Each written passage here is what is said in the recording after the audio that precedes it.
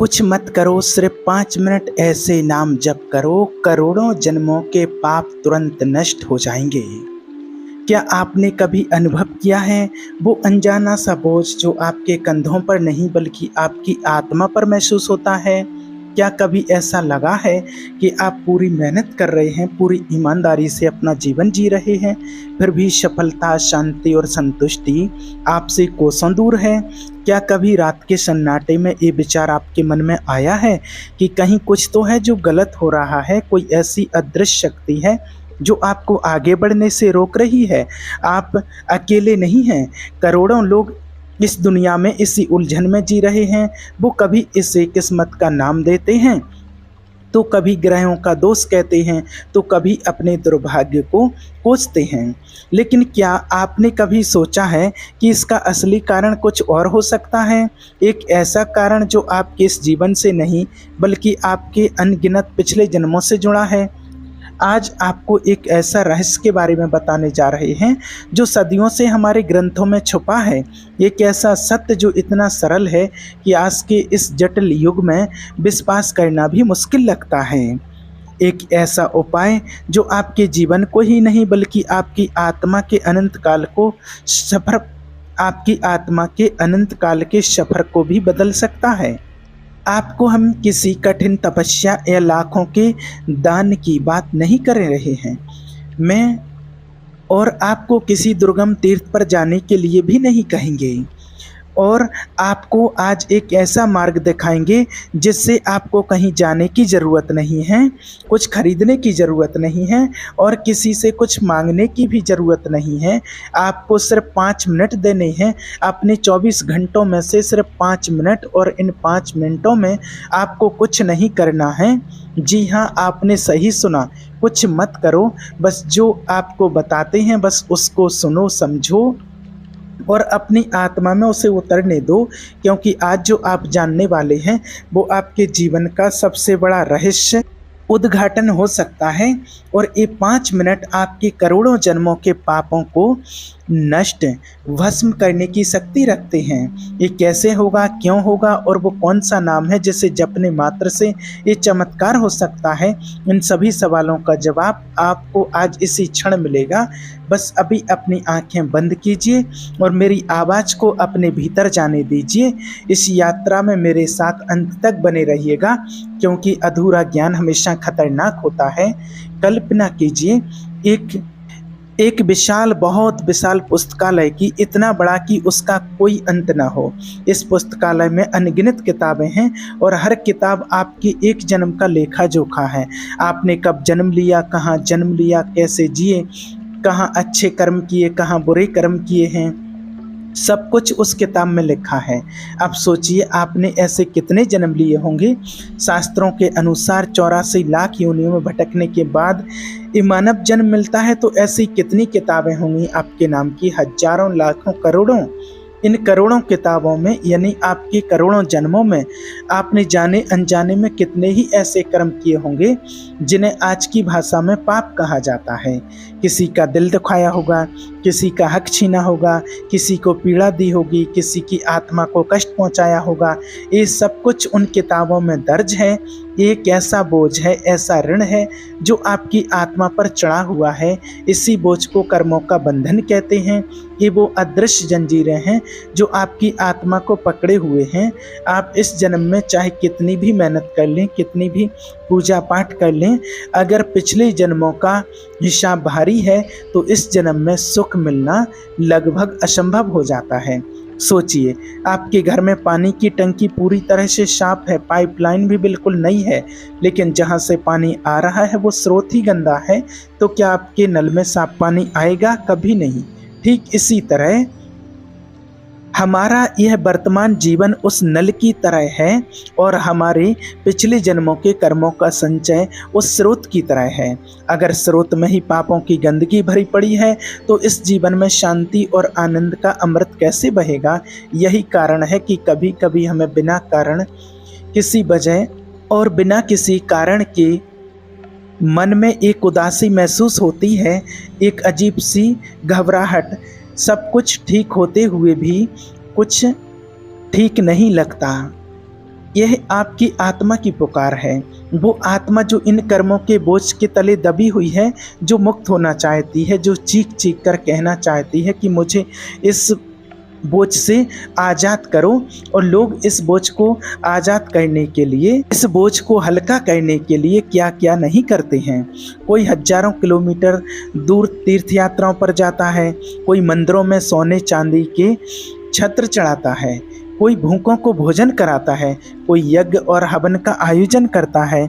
ये सब कर्म अच्छे हैं, इनसे पुण्य भी मिलता है, लेकिन सोचिए करोड़ों जन्मों के पापों का जो पहाड़ खड़ा है, क्या वो इन छोटी छोटी मिट्टी से, इन छोटी छोटी नेकियों की मुट्ठी भर मिट्टी से ढक सकता है? ये तो ऐसा ही हुआ जैसे किसी ने समुद्र बराबर कर्ज ले रखा हो और वह उसे एक एक रुपए देकर चुकाने की कोशिश कर रहा हो।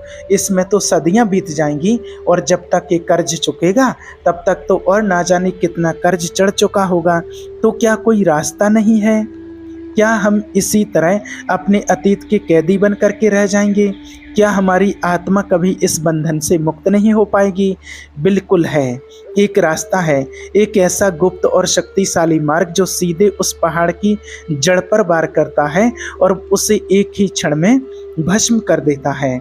हमारे ऋषियों ने, जिन्होंने अपनी तपस्या से ब्रह्मांड के रहस्यों को जान लिया था, उन्होंने पाया कि इस सृष्टि की रचना एक ध्वनि से हुई है, एक कंपन, एक नाद, जिसे उन्होंने ओम कहा। ये पूरा ब्रह्मांड, ये तारे, ये ग्रह, ये आकाश, ये गंगाएं, ये सब कुछ उसी एक ध्वनि का विस्तार है। विज्ञान भी आज मानता है कि हर चीज़ परमाणुओं से बनी है और हर परमाणु निरंतर कंपायमान है, यानी कि हर चीज़ में एक ध्वनि है, एक संगीत है। आपका शरीर, आपका मन, आपकी आत्मा, ये भी एक ऊर्जा है, एक कंपन है। जब आप कोई अच्छा विचार सोचते हैं तो आपके कंपन सकारात्मक और उच्च होते हैं। जब आप कोई बुरा विचार जैसे क्रोध, घृणा या ईर्ष्या मन में लाते हैं तो आपके कंपन नकारात्मक और निम्न हो जाते हैं। और पाप क्या है? पाप और कुछ नहीं बल्कि आपके द्वारा किए गए नकारात्मक कर्मों की ऊर्जा है, जो आपकी आत्मा के चारों ओर एक परत की तरह जम गई है। जैसे लोहे पर जंग लग जाती है, वैसे ही आत्मा पर पापों की मैल चढ़ जाती है। ये मैल आपके असली स्वरूप को, आपके उस प्रकाश को ढक लेती है जो आनंद और शांति से भरा है। तो इस मैल को हटाने का क्या तरीका है? क्या इसे पानी से धोया जा सकता है? नहीं। क्या इसे आग से जलाया जा सकता है? नहीं। इस ऊर्जा की मैल को हटाने के लिए एक ऐसी ऊर्जा की ज़रूरत है जो इससे करोड़ों गुना ज़्यादा शक्तिशाली हो। एक ऐसी ध्वनि की ज़रूरत है जिसका कंपन इतना तीव्र हो कि वो पापों के इन नकारात्मक कंपनों को जड़ से उखाड़ फेंके। और वो सर्वोच्च ध्वनि, वो सर्वोच्च कंपन कहाँ मिलेगा? वो मिलेगा ईश्वर के नाम में। ये बात सुनकर शायद आपको लगे कि ये तो हम रोज़ सुनते हैं, इसमें नया क्या है? नया है इसे देखने का नज़रिया, इसे समझने की गहराई। हम ईश्वर के नाम को महज एक शब्द समझते हैं, एक संज्ञा, जैसे राम, कृष्ण, शिव, दुर्गा, लेकिन ये सिर्फ शब्द नहीं है। ये वो दिव्य ध्वनियाँ हैं जिनमें स्वयं ईश्वर की पूरी शक्ति समाहित हैं। हमारे शास्त्र कहते हैं नामों और नामी में कोई भेद नहीं। इसका अर्थ है कि भगवान के नाम में और स्वयं भगवान में कोई अंतर नहीं है। जब आप पूरी श्रद्धा और विश्वास के साथ राम कहते हैं तो आप सिर्फ एक शब्द का उच्चारण नहीं कर रहे होते हैं, आप स्वयं मर्यादा पुरुषोत्तम श्री राम की उस असीम ऊर्जा का आह्वान कर रहे होते हैं। जब आप कृष्ण कहते हैं तो आप उस 16 कलाओं से परिपूर्ण ब्रह्मांड के स्वामी की शक्ति को पुकार रहे होते हैं। जब आप शिव कहते हैं तो आप उस महाकाल की वैराग्य और कल्याण की शक्ति को जगा रहे होते हैं, जो एक क्षण में प्रलय भी कर सकते हैं और एक क्षण में परम शांति भी दे सकते हैं। भगवान का नाम एक साधारण ध्वनि नहीं है, एक मंत्र है, एक बीज मंत्र। जैसे एक छोटे से बीज में एक विशाल पेड़ छिपा होता है, ठीक उसी तरह भगवान के एक छोटे से नाम में पूरे ब्रह्मांड को चलाने वाली शक्ति छिपी होती है। अब उस रहस्य पर आते हैं जिसके लिए आप इतनी देर से प्रतीक्षा कर रहे हैं। वो 5 मिनट का चमत्कार, वो क्या प्रक्रिया है जिससे करोड़ों जन्मों के पाप नष्ट हो सकते हैं। ध्यान से सुनिए, ये कोई यांत्रिक क्रिया नहीं है, ये भाव की, भावना की और गहरे विश्वास की प्रक्रिया है। आपको सिर्फ इतना करना है, दिन या रात में कोई ऐसा समय चुनें जब आपको कोई परेशान करने वाला ना हो। बस 5 मिनट अपनी घड़ी में समय देख लीजिए। किसी शांत जगह पर बैठ जाइए। अगर आप ज़मीन पर बैठ सकते हैं तो बहुत अच्छा, नहीं तो कुर्सी पर बैठ जाइए। अपनी रीढ़ की हड्डी को सीधा रखिए। अब अपनी आंखें कोमलता से बंद कर लीजिए और अब कुछ मत कीजिए। कोई मंत्र नहीं, कोई विधि नहीं, कोई कर्मकांड नहीं। बस चुप हो जाइए, अपने मन को देखिए। उसमें हजारों विचार चल रहे होंगे। आने वाले कल की चिंता, बीते हुए कल का पछतावा, लोगों से शिकायतें, अपनी मजबूरियां, सब कुछ एक फिल्म की तरह आपके मन के पर्दे पर चल रहा होगा। उसे चलने दीजिए, उसे रोकिए मत, उससे लड़िए मत। एक मात्र दर्शक की तरह उसे देखते रहिए। 1 मिनट के लिए बस ये कीजिए। आप पाएंगे कि धीरे धीरे विचारों की गति कम होने लगी है। अब दूसरे मिनट में अपनी आत्मा की गहराइयों में झांकने की कोशिश कीजिए। उस बोझ को महसूस कीजिए जिसके बारे में हमने शुरू में बात की थी।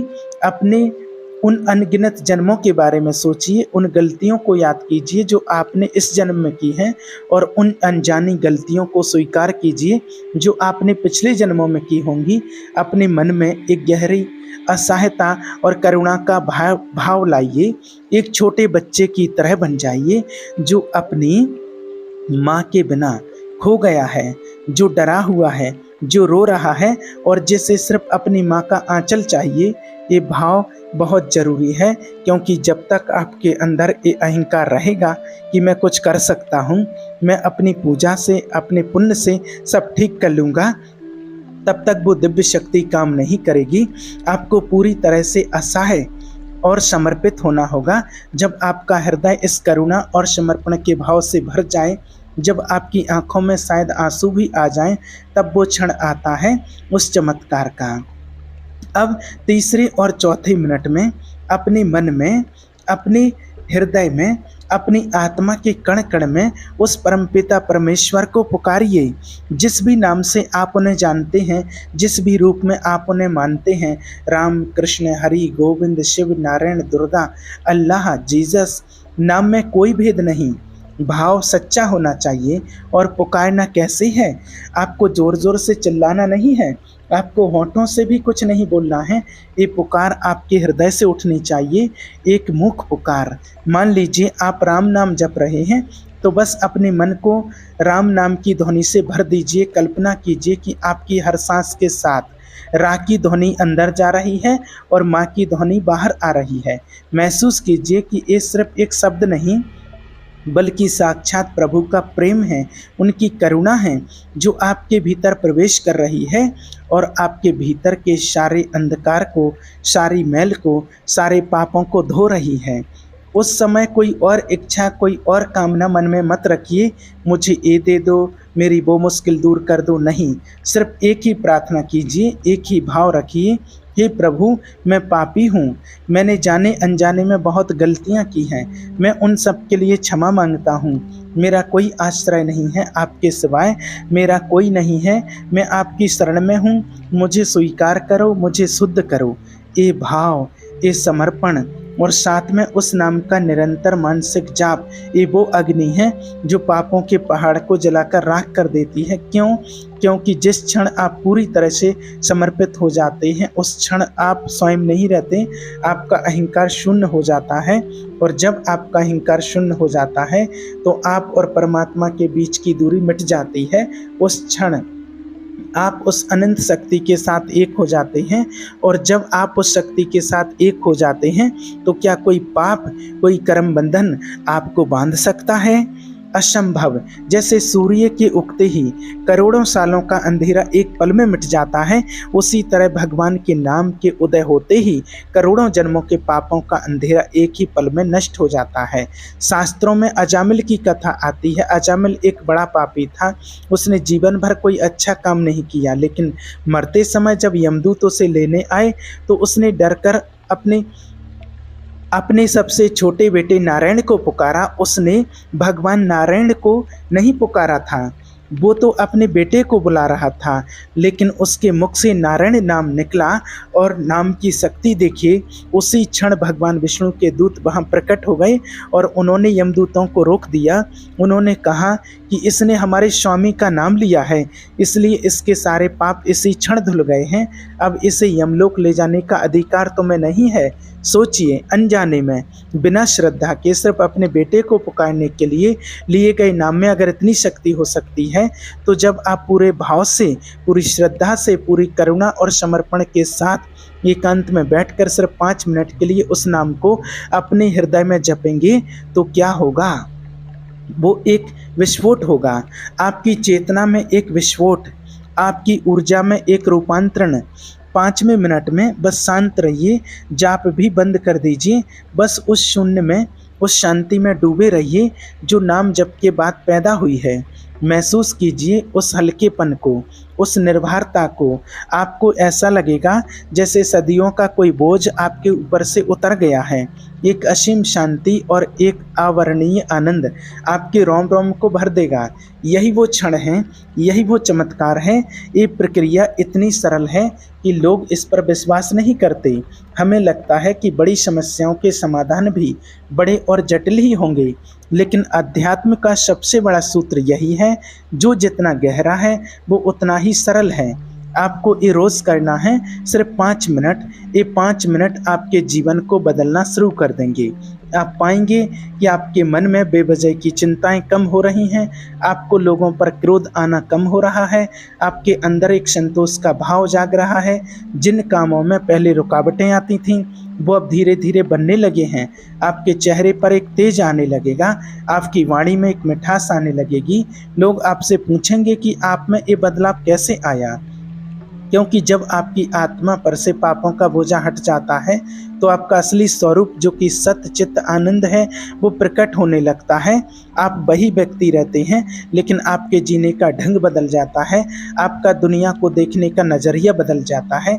ये कोई जादू नहीं है, एक गहरा आध्यात्मिक विज्ञान है, ध्वनि का विज्ञान, चेतना का विज्ञान और समर्पण का विज्ञान। तो आज से ही, अभी से ही ये संकल्प लीजिए, आपको कुछ छोड़ना नहीं है। आप जैसे जी रहे हैं वैसे ही जिएं, अपनी जिम्मेवारियां निभाएं, लेकिन अपने लिए, अपनी आत्मा की मुक्ति के लिए ये 5 मिनट जरूर निकालें।